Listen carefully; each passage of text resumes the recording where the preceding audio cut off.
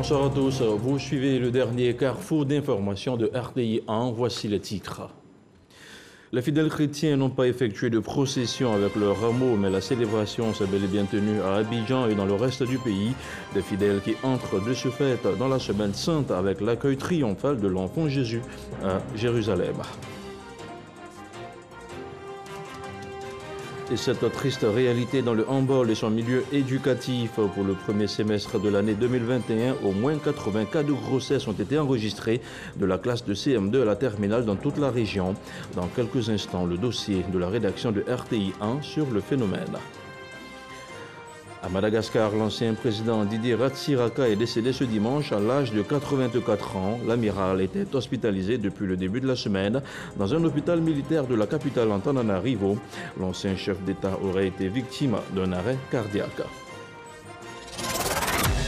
Et voilà pour les titres. Merci de regarder RTI 1. Les fidèles chrétiens ont célébré ce dimanche la fête des rameaux, une fête qui commémore l'entrée triomphale de Jésus-Christ à Jérusalem. À Abidjan, notre reporter Franck Quadio a suivi quelques moments de prière et de célébration dans la commune de Cocody et d'Ayamé. 7 jours avant la Pâque, le monde chrétien célèbre l'entrée triomphale du Christ à Jérusalem et sa passion. Dans cette paroisse à Cocody, les fidèles se procurent les rameaux. Cette commémoration a une signification particulière. Nous avons cette possibilité de célébrer Jésus dans toute sa splendeur et tout ça. Et cette fête aussi marque le début de la semaine 7, donc raison pour laquelle nous sommes venus aussi nombreux pour la célébrer. Triomphante entrée dans le temple, comme pour illustrer le symbole. C'est la bénédiction des rameaux et les fidèles se tournent vers l'entrée de la paroisse pour la vivre en communion. Scène caractéristique dans toutes les paroisses. À Notre-Dame de la Tendresse de la Rivière à Goff, le Père Coussan relève cette célébration des rameaux comme l'expression de l'ambivalence du caractère humain que même le Christ a été obligé de subir. En nous, il y a des aspirations, mais en même temps, Jésus ne vient pas forcément comme nous le voulons. Et parfois, cela crée en nous des frustrations, cela crée en nous des infidélités. Donc ce sont nos infidélités en réalité qui sont des crucifixions.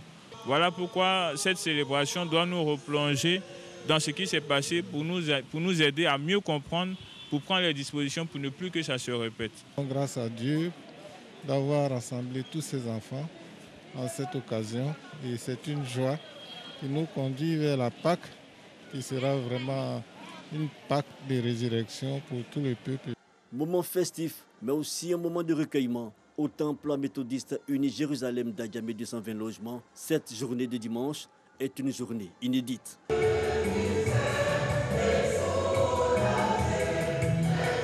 Nous vivons dans un monde bouleversé, un monde où nous ne savons à quoi nous en tenir compte tenu des souffrances, des calamités, de tous les fléaux. Aujourd'hui, particulièrement, je pourrais parler de la Covid qui est une maladie dont personne ne sait la provenance. Et nous sommes en train de chercher, de crier seulement à Dieu pour nous délivrer de cela. Notons-le, le dimanche des rameaux, connu dans le sud de la France comme le dimanche des palmes, est un rite accompli dans l'église romaine depuis le IVe siècle. Dans les églises réformées, cette célébration est liée à la confirmation des catéchumènes ou aspirants au baptême et à la confirmation.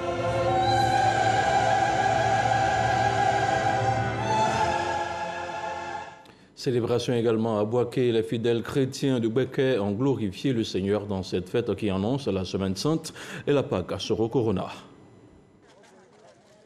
Le dimanche des rameaux commémore l'entrée solennelle de Jésus-Christ à Jérusalem où il fut acclamé par une foule agitant des palmes et déposant des manteaux sur son passage. À Boaké, les fidèles chrétiens ont célébré la fête des rameaux qui annonce la Semaine Sainte. La Semaine Sainte précède la Pâque et est la dernière partie du carême. Elle est le sommet de l'année liturgique car c'est par sa mort que le Christ a détruit la mort et ressuscité le 3e jour. Nous allons célébrer non seulement cette entrée, mais nous rappeler ce grand moment de la Passion qui a scellé son destin et en même temps le destin de l'humanité, le salut du monde. C'est un très grand jour pour nous les chrétiens où nous sommes en communion avec le Christ dans son entrée à Jérusalem pour subir la Passion. Pour les fidèles chrétiens, cette journée est le symbole de la Renaissance. C'est une joie pour nous de venir prier et demander pardon à Dieu pour qu'il puisse exaucer nos prières. Présenter notre joie au Seigneur et que tout ce que nous allons entreprendre soit vraiment réussi et béni par Dieu lui-même. La tradition chrétienne veut que l'on apporte après la messe les rameaux bénis pour orner les maisons, un geste de vénération et de confiance envers le Christ. Autre chose à présent, mais on reste à Bouaké avec les acteurs du transport routier. Ils entendent mener le combat contre les surcharges des camions. Ils se sont penchés sur les réformes en cours dans le transport. Une rencontre dirigée par le directeur général du Haut Conseil des entreprises du transport terrestre de Côte d'Ivoire. Le compte-rendu de Kwadio Kwame. Modernisation, professionnalisation et réforme en cours dans le secteur du transport, des points sur lesquels le directeur général du Haut Conseil des transports terrestres a échangé avec les transporteurs de Bouaké. C'est avec amertume que Diaby Ibrahim a abordé la question des surcharges avec son corollaire des dégradations des véhicules et du réseau routier. Il est obligatoire aujourd'hui que les transporteurs routiers avec les camions lourds puissent rouler en tenant compte de la charge du véhicule. Tout comportement de transporteur favorisant la surcharge aujourd'hui est puni. S'agissant des nouvelles réformes, il est fait obligation à celui qui désire exercer désormais la profession de transporteur de se constituer en entreprise afin de sortir le secteur du transport de l'informel. Comme le transport est fait pour avoir donc retour sur investissement dans un environnement concurrentiel assez dur, il est recommandé aujourd'hui à tous les transporteurs de pouvoir s'inscrire pour être des entrepreneurs de transport. Pour que, 1, nous puissions maîtriser nos outils, 2, nous puissions maîtriser la comptabilité, 3, nous puissions tout mettre en œuvre pour que la question du déplacement de nos populations puisse répondre aux aspirations sécuritaires. Des mesures approuvées par les acteurs du transport à Bouaké. Tout est dans notre intérêt, tout est une question d'organisation pour être rentable. Moi, j'ai commencé, j'ai déjà même considéré mes dossiers. Après Bouaké, la délégation du Haut Conseil des transports terrestres rencontrera les transporteurs de Kokogo. Face à la police nationale qui se rend de plus en plus coupable de violations des droits de l'homme, le procureur militaire est monté au créneau. Au cours d'un échange avec les premiers responsables de la police nationale, Ange Kessi a appelé à la fin des rafles inappropriées suivies du racket de population. Logoretti à Boussanogo. Le contre-amiral Ange Kessi Kwame, commissaire du gouvernement à l'école de police d'Abidjan pour des échanges avec les fonctionnaires de police. Au centre de leur discussion, le phénomène du racket, les méthodes et conditions des rafles. Ange Kessi Kwame les a exhortés à être des modèles pour les populations. Nous avons donné des conditions, des mesures draconiennes pour que désormais les rafles soient bien encadrés. Parce que nous ne sommes pas contre les rafles, mais ce sont les méthodes des rafles que le parquet militaire n'aime pas du tout. Les rafles ont des exigences. Par exemple, vous avez reçu des mandats d'un juge civil qui vous demande de rechercher un individu. Vous êtes dans le cadre d'une procédure d'enquête où un individu doit être recherché, donc il faut savoir son identité. Vous êtes également dans un cas de couvre-feu où les rafles sont autorisés, ou vous êtes dans un cas où une personne vient de commettre une infraction et s'est réfugiée dans un quartier où il faut procéder à des rafles pour pouvoir le rechercher. Voici les 4 conditions des rafles. Mais dans un pays de droit, dans un pays de paix comme la Côte d'Ivoire, nous ne pouvons pas comprendre qu'à chaque quartier ou à chaque 10 mètres, on fasse des rafles, quelle que soit l'heure. Cette rencontre fait suite à des échos de corruption signalés. Le procureur militaire compte à cet effet mettre en place un dispositif. Celui qui sera pris en train de rafler et en retour prendre de l'argent, parce que nous avons infiltré ces services qui font ça. Nous allons les infiltrer pour avoir des preuves.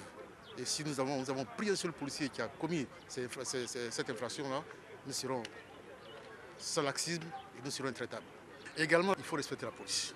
Ange Kessi Kwame n'a pas manqué de féliciter le travail de certains et inviter la police à plus d'entraînement et de formation au maniement des armes à l'effet d'éviter les cas de bavure.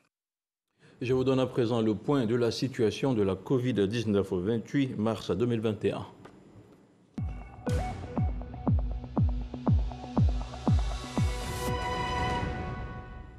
Le ministère de la Santé et de l'Hygiène publique a enregistré ce dimanche 28 mars 2021 319 nouveaux cas de Covid-19 sur 4048 échantillons prélevés, soit 7,9% de cas positifs, 129 guéris et 5 décès. À la date du 28 mars 2021, la Côte d'Ivoire compte donc 43 180 cas confirmés, dont 38 719 personnes guéries, 237 décès et 4 224 cas actifs. Le nombre total d'échantillons est de 510 008 personnes. Le 27 mars, 993 personnes ont été vaccinées avec un total de 34 388 personnes vaccinées contre la Covid-19 du 1er au 27 mars. Le ministre de la Santé et de l'Hygiène publique invite le personnel de santé, les forces de défense et de sécurité, les enseignants, les personnes âgées de plus de 50 ans et les personnes porteuses de maladies chroniques à se présenter au centre de vaccination, au parc des sports de Treichville et les autres centres ouverts pour se faire vacciner gratuitement contre la Covid-19. Et on en vient à présent au dossier de la rédaction de RTI 1. Aujourd'hui, tomber enceinte en milieu scolaire en passe d'être un fait banal dans la région du Hambol, un phénomène de plus en plus récurrent dans les établissements primaires et secondaires de la localité. Nul besoin de rappeler qu'une grossesse en milieu scolaire comporte des risques. Les performances des jeunes filles s'en retrouvent fortement menacées et les jeunes garçons auteurs de cette forme de dérive se préparent aussi à assurer leur prochaine responsabilité parentale. Grossesse en milieu scolaire, ça pousse dans le Hambol. C'est un dossier préparé par Bintou Pécolé et Gilles Tournier.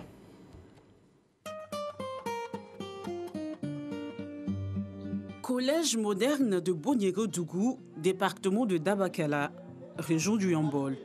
Akissi, en classe de 3e, peine à se concentrer. Enceinte de 6 mois, la jeune élève dit voir ses performances scolaires baisser depuis la survenue de la grossesse. Dans le début, là, j'ai baillé des coups. J'ai tombé malade aussi. Ça m'a fatiguée. Aller là, ça me fait mal.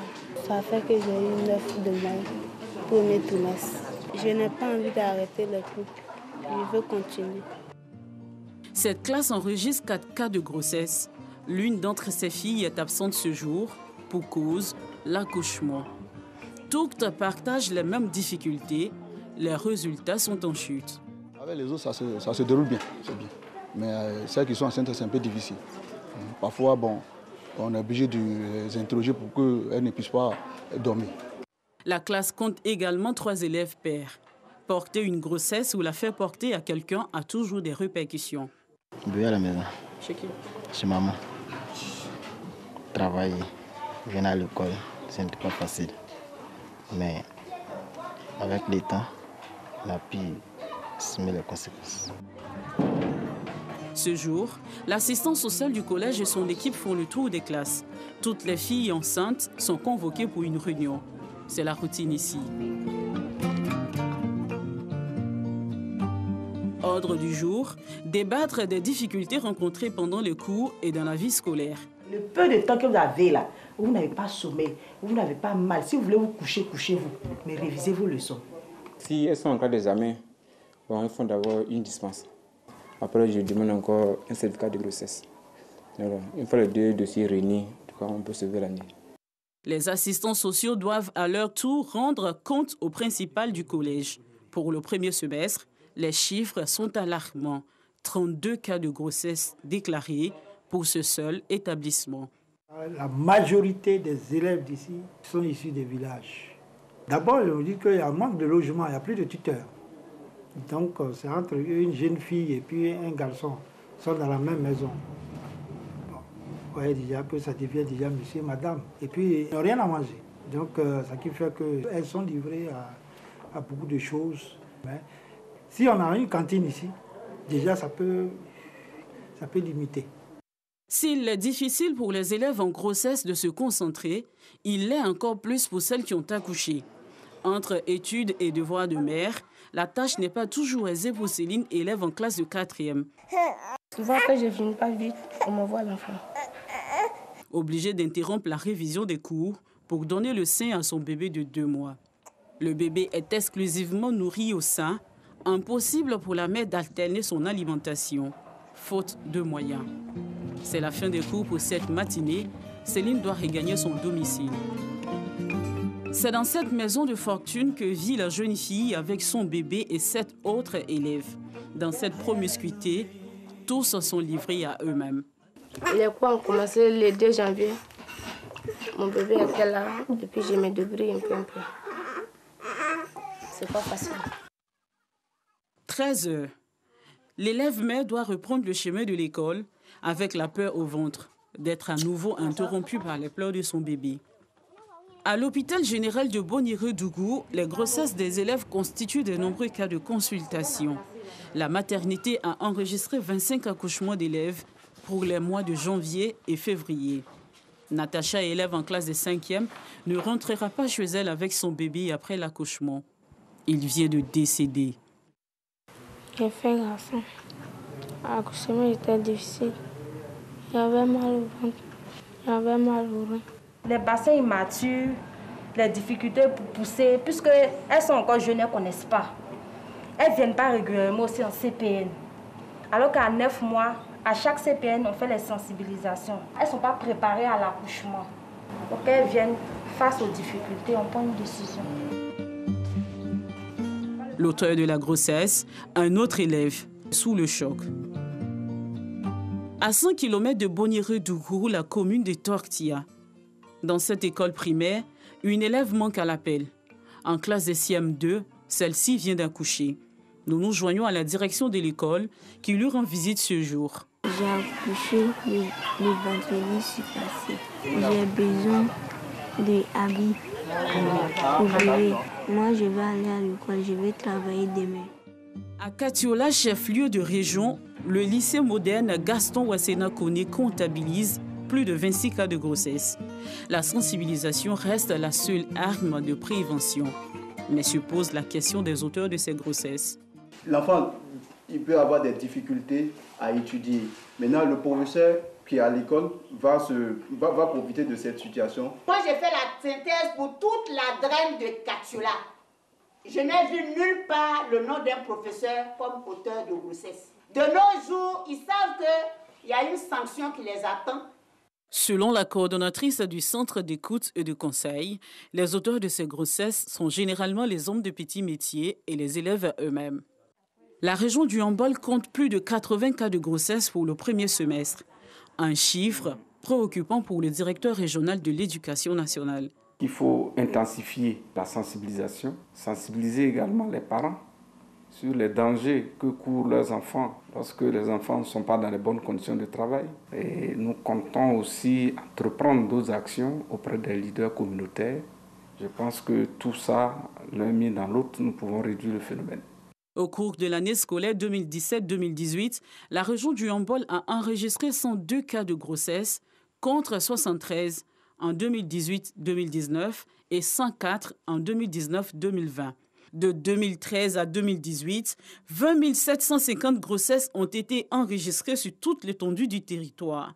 Face à ces chiffres, plusieurs actions ont été entreprises par le ministère de l'Éducation nationale, de l'enseignement technique et de la formation professionnelle.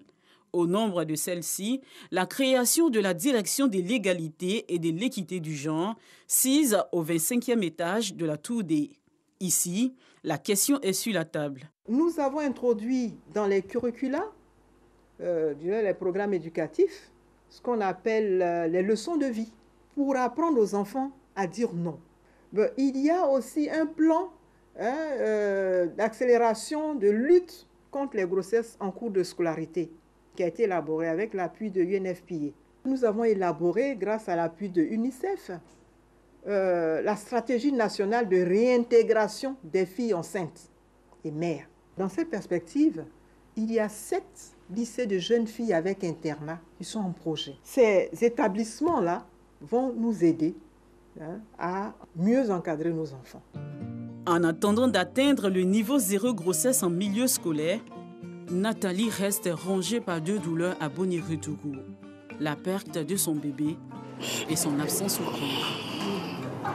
Nathalie aura-t-elle la force de reprendre le chemin de l'école? Les grossesses en milieu scolaire restent un frein pour l'éducation de la jeune fille. Et voilà, c'était le dossier de la rédaction de RTI 1 sur les grossesses en milieu scolaire dans la région de Hambol, un dossier retrouvé sur RTI 1. Autre chose à présent, le directeur général de la Sodexam était ce dimanche l'invité du magazine de RTI 1. Jean-Louis Moulot s'est prononcé sur l'édition 2021 de la commémoration de la Journée mondiale de la météorologie. Avec Herman Guivet, les échanges ont porté sur l'impact et l'implication de la météorologie dans certains domaines économiques. On regarde un extrait.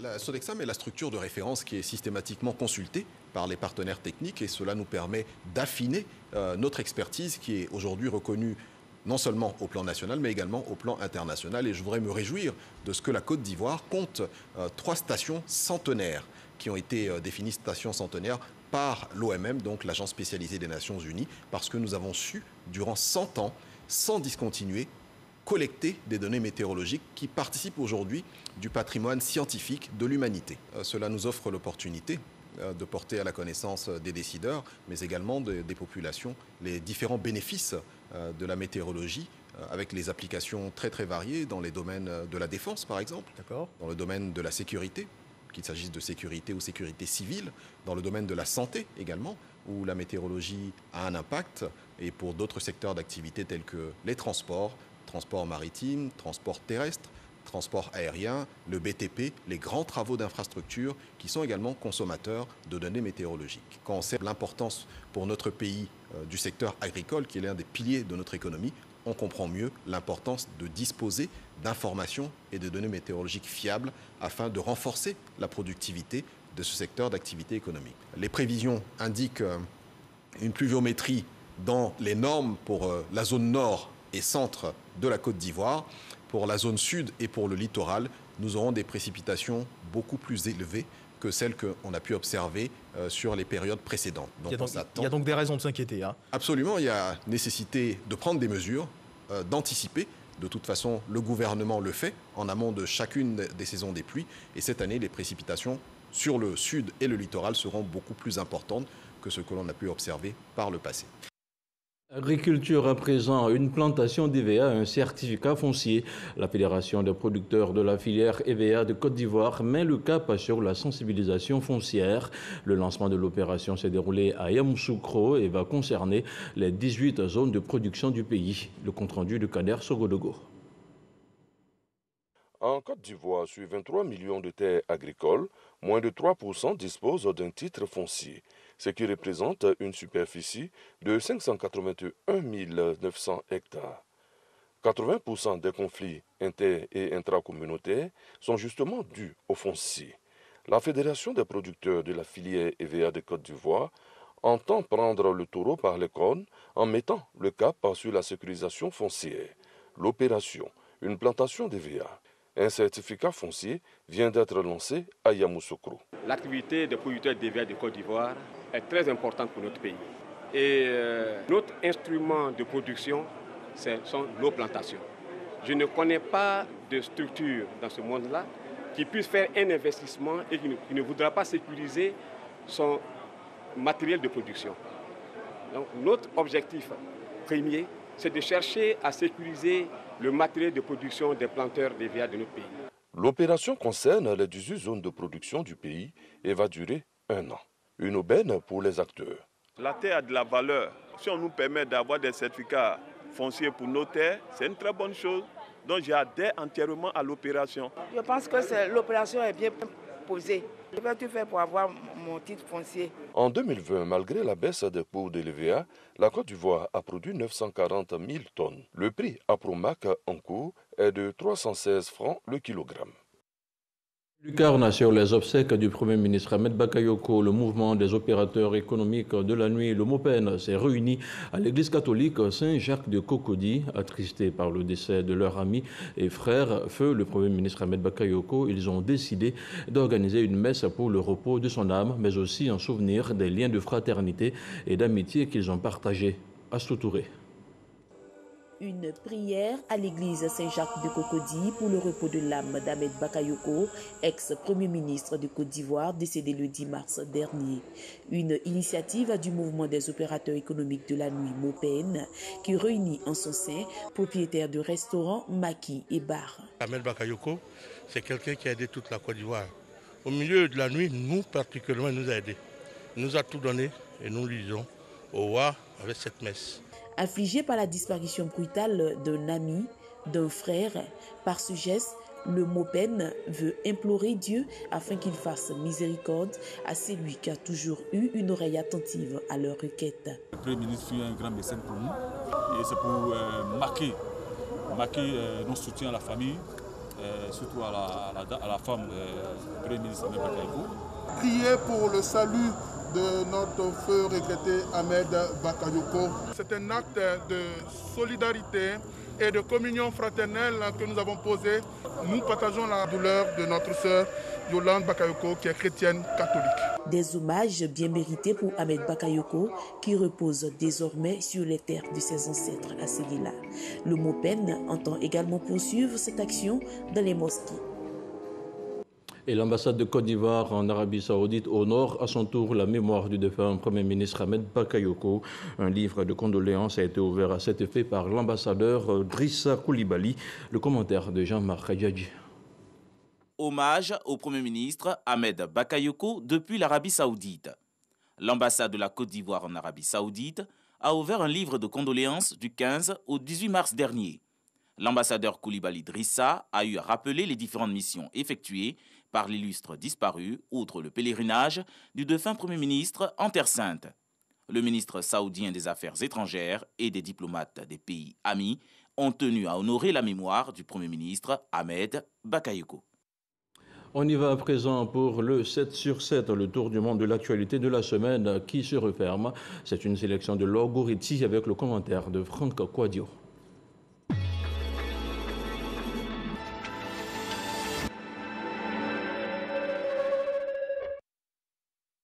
Guy Brice Parfait Kolela est mort dans la nuit de lundi des suites de la Covid-19 lors de son évacuation sanitaire vers la France. L'opposant Guy Brice Parfait Kolela apparaissait à cette élection comme le seul vrai rival du président sortant Denis Sassou Nguesso qui a remporté la présidentielle. La police a arrêté et inculpé mardi un jeune homme de 21 ans suite à une fusillade la veille dans un supermarché dans le Colorado. 10 personnes, dont un policier, ont perdu la vie dans cette fusillade. Le présumé suspect identifié devrait être transféré vers une prison locale selon la police. Un porte-conteneur géant taïwanais long de 400 mètres et large à 2,59 mètres a bloqué depuis mercredi le canal de Suez. Le trafic maritime a été interrompu. Le porte-conteneur s'est échoué sur cette route maritime commerciale très empruntée après avoir été déporté par une rafale de vent. 6 jeunes Maliens ont été tués dans le nord-est du pays lors d'une frappe aérienne de la force française Barkhane visant des djihadistes. Les autorités locales parlent plutôt de jeunes chasseurs tués alors qu'ils traquaient du gibier. La frappe a eu lieu à l'extérieur de Talataya, localité située entre Gao et Menaka. Heiko Maas, le ministre allemand des Affaires étrangères, s'est rendu vendredi avec ses homologues français Jean-Yves Le Drian et l'italien Luigi Di Maio à Tripoli pour afficher le soutien de l'Union européenne au nouveau pouvoir d'union nationale libyen. Ensemble, ils ont appelé au retrait immédiat des mercenaires de Libye. À l'occasion de la journée des forces armées, c'est un impressionnant arsenal de l'armée birmane qui a défilé ce 27 mars dans la capitale, Naypyidaw, devant le chef de l'armée, désormais chef de la junte au pouvoir, le général Min Aung Hlaing. Au même moment, de nouvelles manifestations pro-démocratie étaient durement réprimées dans plusieurs villes du pays. L'ex-chef de l'État malgache Didier Ratsiraka est décédé ce matin à 84 ans. L'officier de marine surnommé l'amiral rouge pour sa politique socialiste avait été président de Madagascar 2 fois, de 1975 à 1993, puis de 1997 à 2002. Il était hospitalisé en début de semaine pour un contrôle de routine.